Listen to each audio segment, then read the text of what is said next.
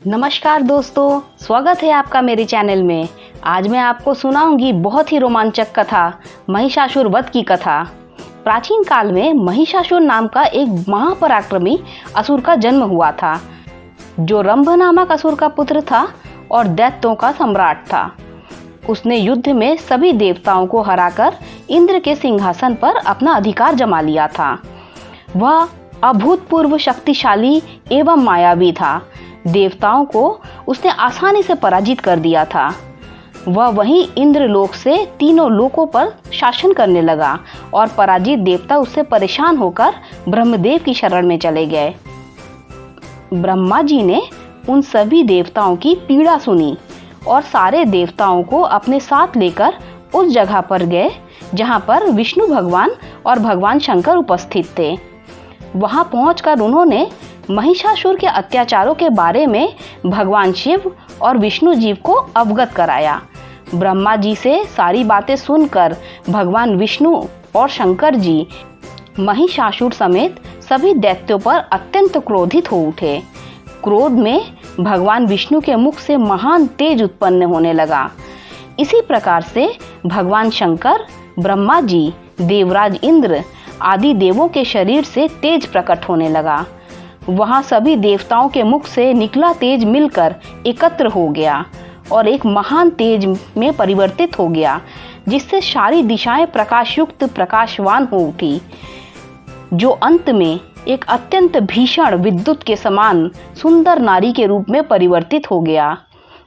वह नारी साक्षात महिषासुर मर्दिनी माँ दुर्गा थी, जिनके प्रकट होने पर देवताओं ने प्रसन्न होकर उनकी स्तुति कर उन्हें आभूषण और अस्त्र शस्त्र प्रदान किए। महिषासुर मर्दिनी माँ दुर्गा ने आश्चर्यजनक और भीषण गर्जना कर संपूर्ण अंतरिक्ष को प्रतिध्वनित कर दिया, जिसकी वजह से तीनों लोकों में हलचल मच गई। पृथ्वी तो कांप उठी। विभिन्न लोकों के समुद्र अपनी हदें पार कर उछलने लगे। सभी देवतागण देवी का जय जयकारा का नारा लगाते हुए गदगद वाणी से उनकी स्तुति कर रहे थे, जिसके अद्भुत शब्द को सुनकर दैत्यों ने अपने अपने हथियार उठा लिए।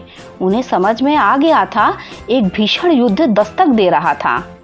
महिषासुर सभी दैत्यों को साथ लेकर उस शब्द को लक्ष्य करके उसकी तरफ दौड़ पड़ा। जहां पहुंचकर दैत्यों ने देवी दुर्गा का ऐसा रूप देखा, जिसमें देवी के चरणों के भार से पृथ्वी दब रही थी और उनके प्रकाश से तीनों लोक प्रकाशित हो रहा था। महिषासुर का सेनापति चिक्षुर उस महान देवी दुर्गा पर टूट पड़ा। देखते ही देखते दैत्यों ने युद्ध छेड़ दिया। चतुरंगिनी ने अपनी सेना लेकर दुर्गा पर हमला कर दिया। उद्दग्र, महाहनु, बाष्कल और असिलोमा का हमला रोम तलवार के समान तीखा था।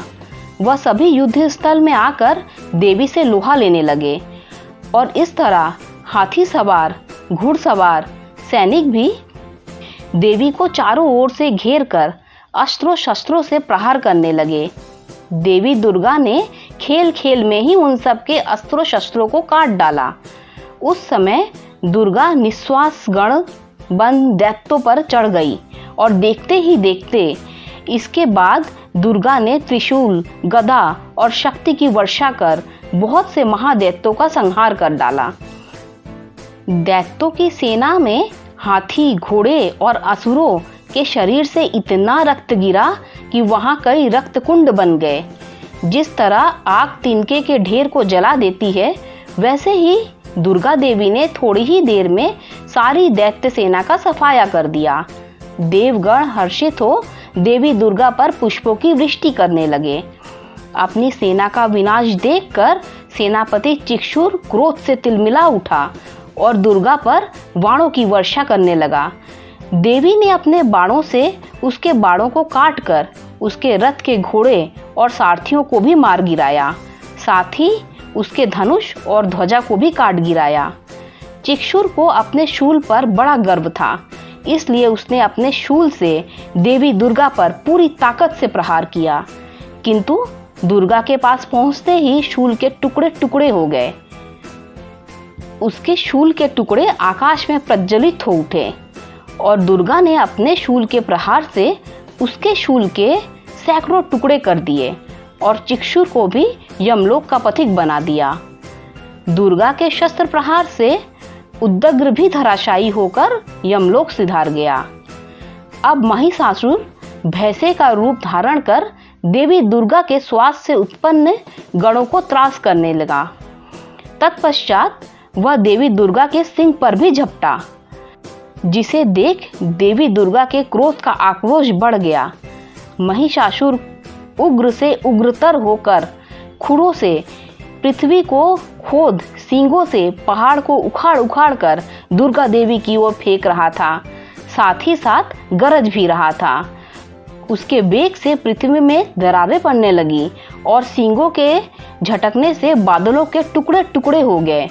उसने बड़े वेग से देवी दुर्गा पर आक्रमण किया, परंतु देवी ने उसे पाश से बांध दिया। बंध जाने पर उसने भैंसे का रूप त्याग कर सिंह का रूप धारण कर लिया। जब परमेश्वरी ने उसका मस्तक काटना चाहा, तब वह तलवार लिए एक पुरुष के रूप में दौड़ पड़ा।